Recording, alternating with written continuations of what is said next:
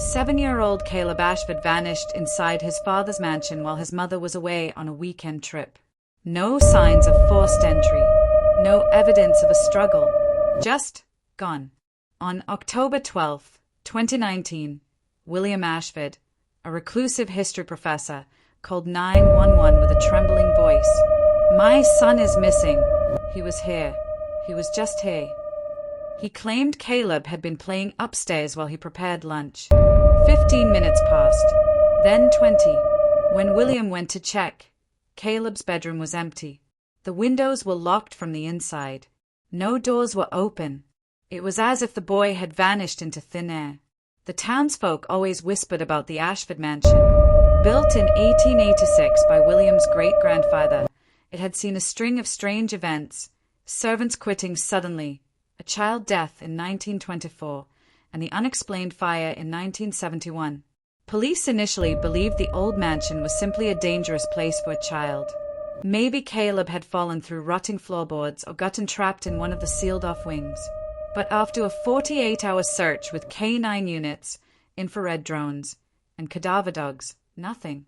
No blood, no scent trail, no signs of Caleb. The public turned on William quickly. He was quiet, private, and reportedly obsessed with the history of his own family's estate, particularly the deaths tied to it. Some investigators believed William might have harmed Caleb in a moment of mental distress. Others suspected a botched cover-up. But the timeline didn't make sense. Surveillance from town showed William never left the property, and a polygraph came back inconclusive, but not deceptive.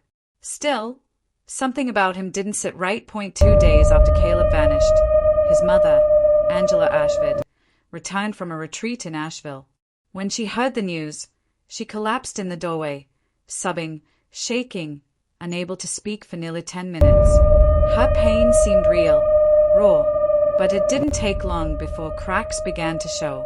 Investigators, digging deeper, uncovered something they didn't expect.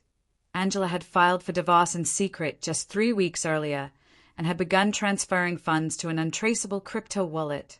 Even more shocking, she had been in communication with a man named Eric Monroe, a convicted con artist who had gone dark in 2017 after being suspected in a child abduction case in Oregon, a case that remained unsolved. Phone records showed Angela had called a boner phone the night before Caleb vanished, for 42 minutes. Eric Monroe's photo was shown to William. He identified him instantly. "He was here," said he was a contractor checking on foundation damage. "I didn't let him in." That was a week before the disappearance. Authorities now believed Eric may have used Angela's trust to stage the perfect abduction, exploiting the mansion's labyrinth of rooms and shadows.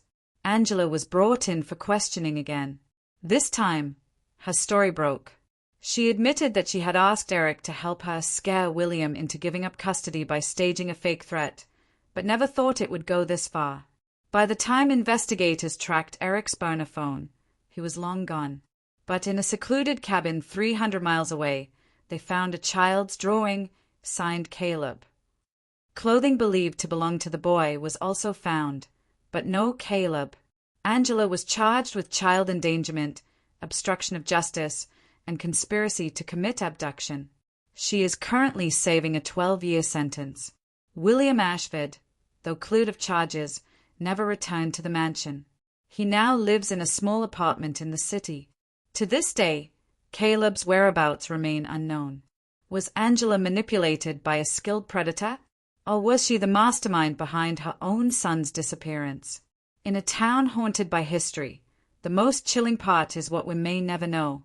This is the story of Caleb Ashford, the boy who vanished in the mansion, and the secrets of the case that still echo in its walls.